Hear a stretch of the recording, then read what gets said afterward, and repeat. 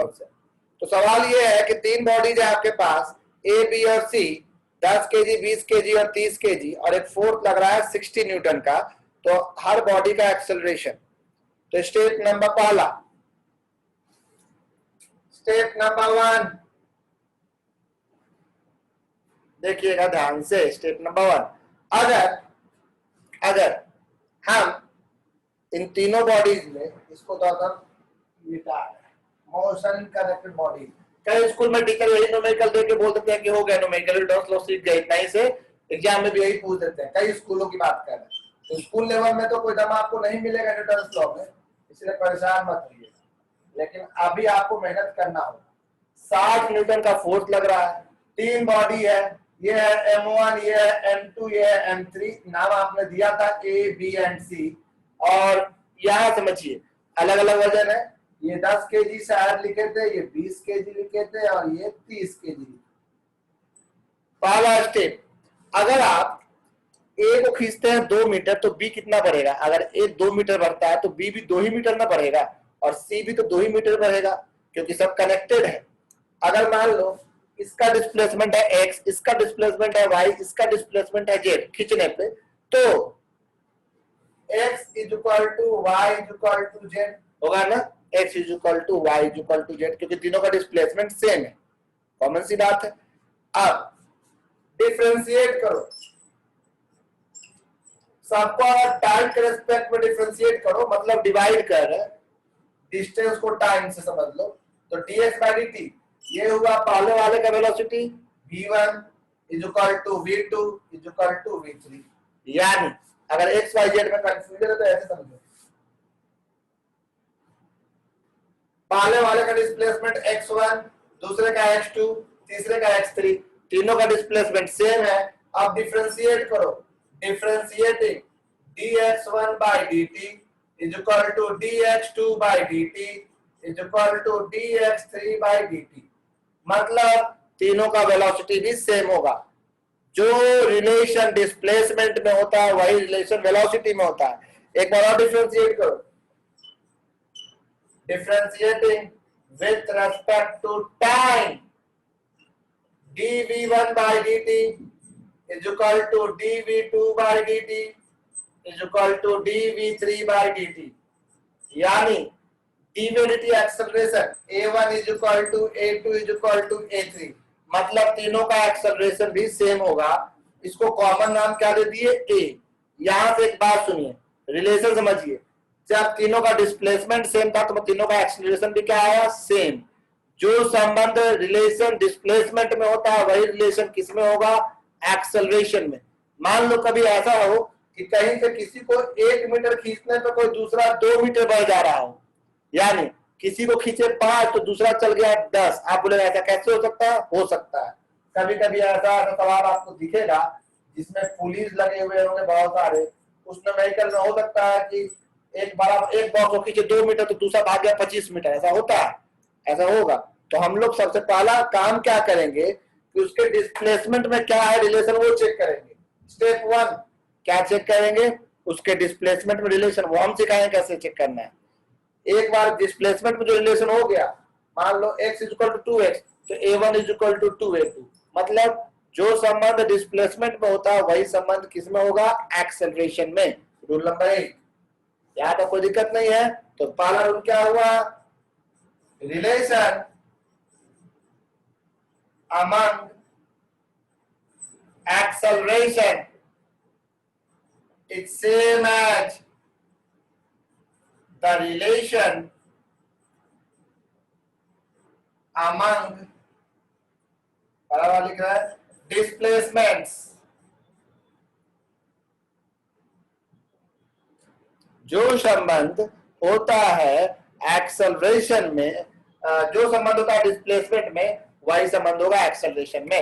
Step 1 समझ में आ गया? कॉपी यानी कि स्क्रीनशॉट, जो करना चाहे आप ले ले, स्क्रीनशॉट ही ले ले तो आपको और अच्छा है, आराम से जल्दी सीखेंगे। स्टेप नंबर 2 में आ रहा है।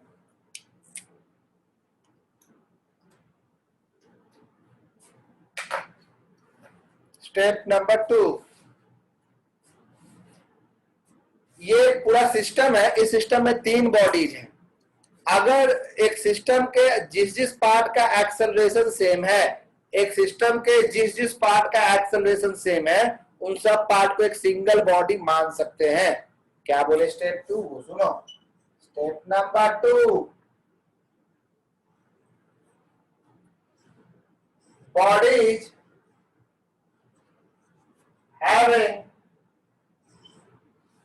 bodies having same acceleration, bodies having same acceleration can be treated as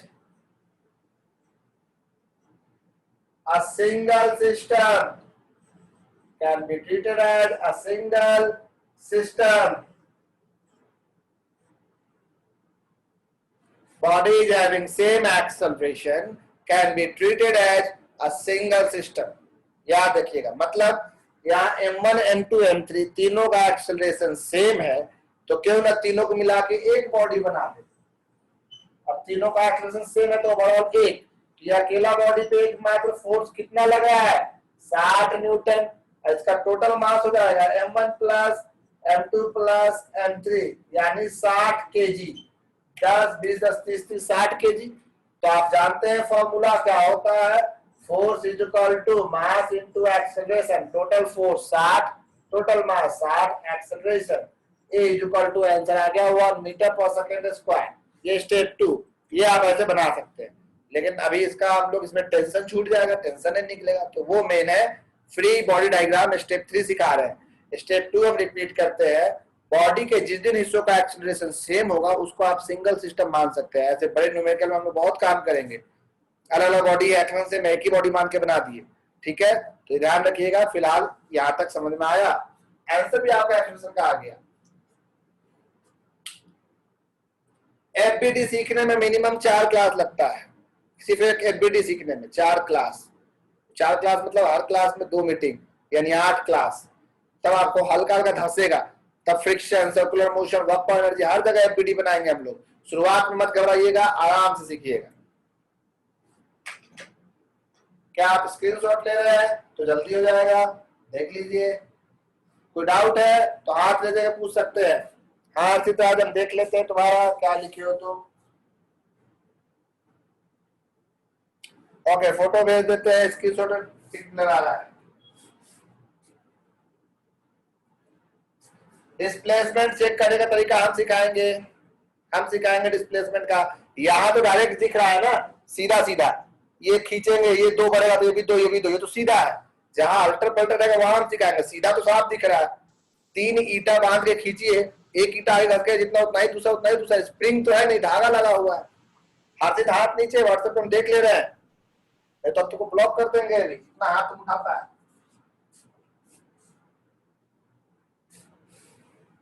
कहा मीटर में मोड लगा दिए हैं सर? मीटर में मोड क्यों लगा है? कौन सा मीटर में मोड लगा दिए हैं?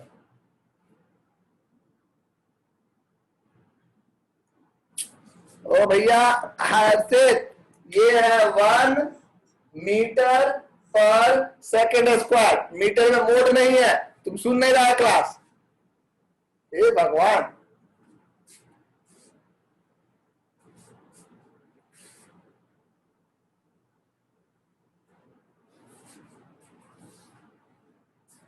अच्छा आवाज कट रहा है, कोई बात नहीं, आप सबके लिए हम रिकॉर्ड कर दे रहे हैं अर्षित, कोई बात नहीं, मानते हैं ऑनलाइन में दिक्कत हो रहा होगा। जो भी डाउट ठीक कर रहा है, पूछ रहा है, एकदम सही। ग्रुप पे हम फोटो भेज दिए आपको। अब दोनों बैच को कंबाइन कर देंगे जैसे ही काइनेटिक्स खत्म होगा। इसीलिए वैसे बच्चे जो बिल्कुल नहीं पढ़ते हैं उनको हम कंबाइन करेंगे, तो ग्रुप भी एक बनाएंगे, 2 ग्रुप फोटो नहीं करना पड़ेगा, तो उसमें हम छाटेंगे आप लोग को। तो प्लीज जिनका भी वैसा स्थिति होगा, जो नहीं पढ़ने वाले को बताइएगा। जो हमसे बात नहीं किए, पेमेंट अब तक नहीं किया और बात भी नहीं किया, उनको हम सीधे रिमूव करेंगे, अब उनसे हम नहीं बात कर पाएंगे। अगर वो बात भी नहीं कर रहे, बता भी नहीं रहे, आपको अभी अभी काइनेटिक्स तक का समय है, कोई समस्या हो उसके लिए तो मत बता नहीं रहे। लेकिन यहाँ पे 100 बच्चा दिख रहा है ज्वाइन किए हुए क्लास में, इतना 52-55, तो गलत है भैया।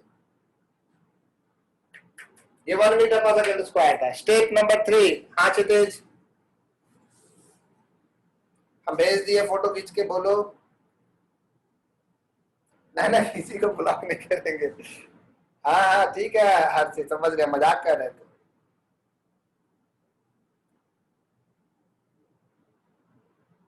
तुम लोग तो बड़ा ह्यूमर भी नहीं समझ पाता, कुछ मजाक करो तो वो भी नहीं सुनता है, क्या है तुम लोग से, मजाक भी करना बेकार है। अब स्टेप नंबर 3 लिखेंगे, स्टेप नंबर 3 मेन स्टेप, और यही सीखने के लिए आपको ध्यान देना होगा। Step number 3, draw free body diagram, draw free body diagram of each block, draw free body diagram of each block showing SHOWING, showing all the forces. Draw free body diagram of each block, draw free body diagram of each block showing all the forces, showing all the forces acting on the system, showing all the forces acting on the system, showing all the forces acting on the system। समझ में आया? नहीं आया होगा, अब हम समझाने जा रहे हैं। तो लाइफ में आप पहली बार फ्री बॉडी डायग्राम सीख रहे हैं, हमसे स्कूलों में सीखे होंगे तो अलग पॉइंट।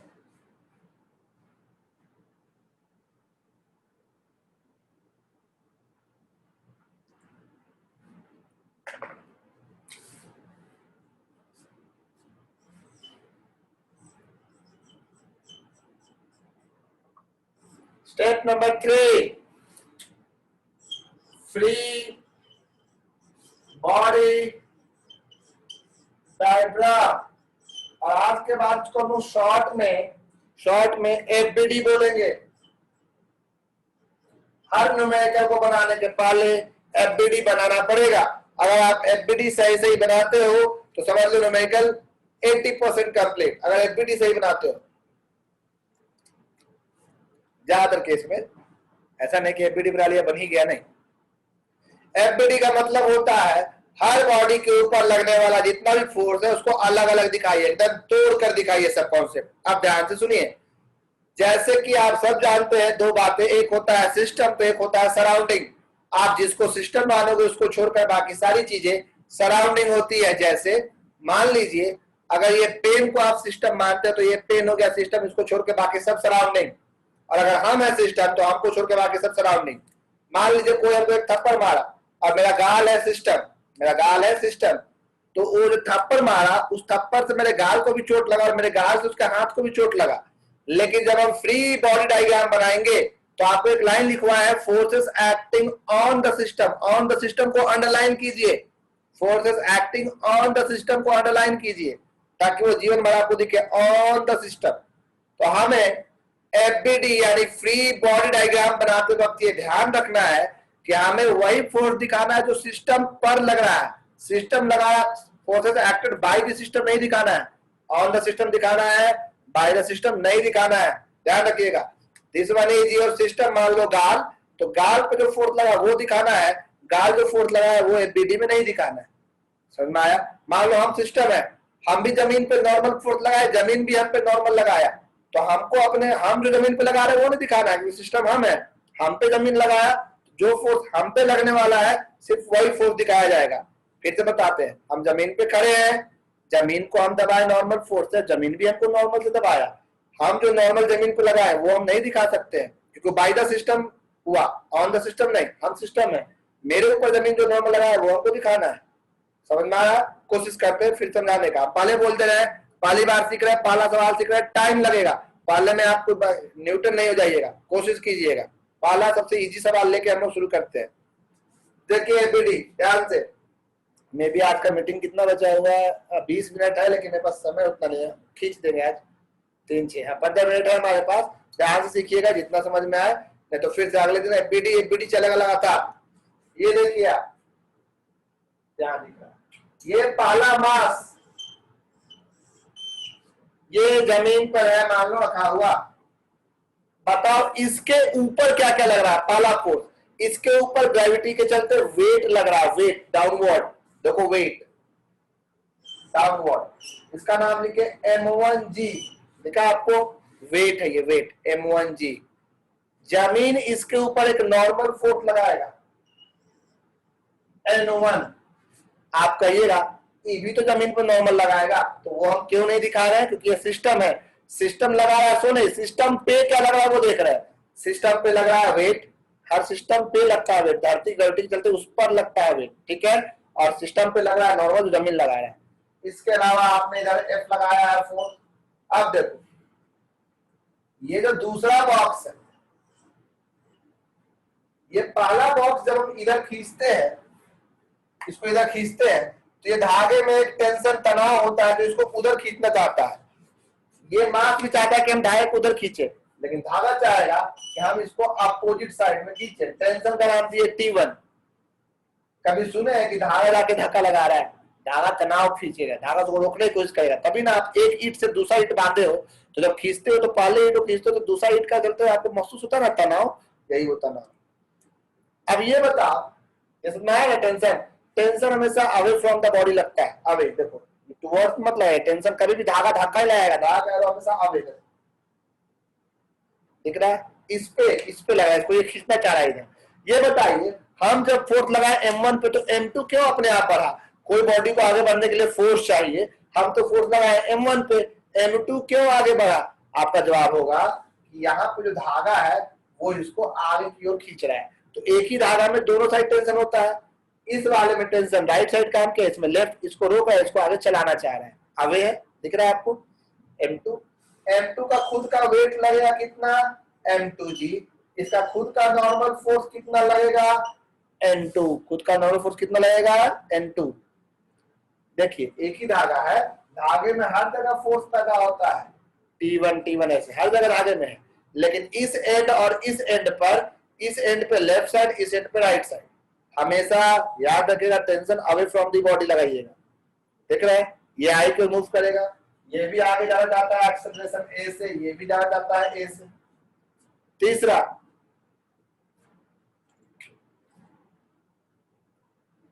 जो आपका मास है वो ये है, इसका खुद का वेट लगेगा M3G, नॉर्मल फोर्स N3, ठीक है। अब ये जब आगे बढ़ रहा है तो ये वाला धागा ये इसको रोकने की कोशिश करेगा, तनाव अपोजिट डायरेक्शन में, इसका नाम T2, धागा बदला, टेंशन बदल दिए T1 से T2। और इसको भी आगे बढ़ना है तो इसको कौन आगे बढ़ाएगा? धागे का टेंशन ही खींच रहा है, इस one is your T2 on the system, by the system नहीं। धागा इसको इधर खींचा, ये भी धागा को अपने ओर खींच रहा है, दोनों खींचता है, लेकिन हमें सिर्फ वो दिखाना जो इस बॉडी पे लग रहा है। ये भी धागा को इधर खींचना चाहता है, धागा इसको इधर खींचना चाहता है, तो हमेशा धागा आपको पुल करना चाहता है। इस बॉडी को इधर पुल कर रहा है, इसको इधर पुल करना चाह रहा है। धागा भी पुश नहीं करेगा, धागा पुल करना चाहेगा। इधर का धागा इधर पुल किया, इधर पुल किया, इधर लगा उधर पुल किया, क्योंकि बॉडी इधर बढ़ रहा है, बॉडी उधर इंक्रीज बढ़ रहा है ना। तो ये देखिए FBD में सारा फोर्स दिखा दिया गया। स्क्रीनशॉट ले लें, स्क्रीनशॉट ले लें। Step number 4, step number 4, write equation of motion for each block। अब इसमें बहुत सारी बातें हैं, क्या होगा अगर forces in the direction of motion ना हो, ये वो सब बातें हैं, वो सब नोट में अलग से बताएंगे। आप मत सोचिए कि FBD का यही कॉन्सेप्ट है, FBD जस्ट शुरू हुआ है। आपने 100 में से FBD मात्र 5 अभी देखा है, 5 भी नहीं, समझ लो पॉइंट की बात की जाए, अभी 95% बचा हुआ है। Right equation of motion for each block. अब इक्वेशन ऑफ मोशन क्या होता है? इक्वेशन ऑफ मोशन होता है force is equal to mass into acceleration.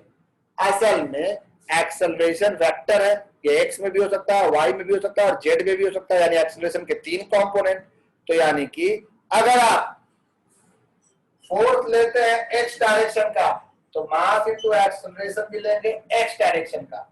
Force लेते हैं वाई डायरेक्शन का, तो मास इनटू एक्सेलरेशन भी लेंगे वाई डायरेक्शन का। और फोर्स लेते हैं अगर जेड डायरेक्शन का, तो मास इनटू एक्सेलरेशन भी लेंगे जेड डायरेक्शन का। यहां तक कोई दिक्कत नहीं, स्क्रीनशॉट ले लें। मिटाने जा रहे हैं, हम स्क्रीनशॉट ले लें।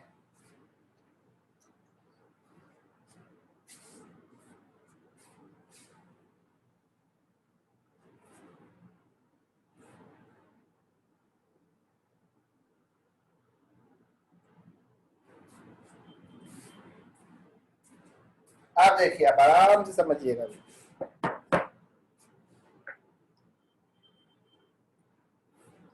ये मिटाने जा रहे हैं हम लोग।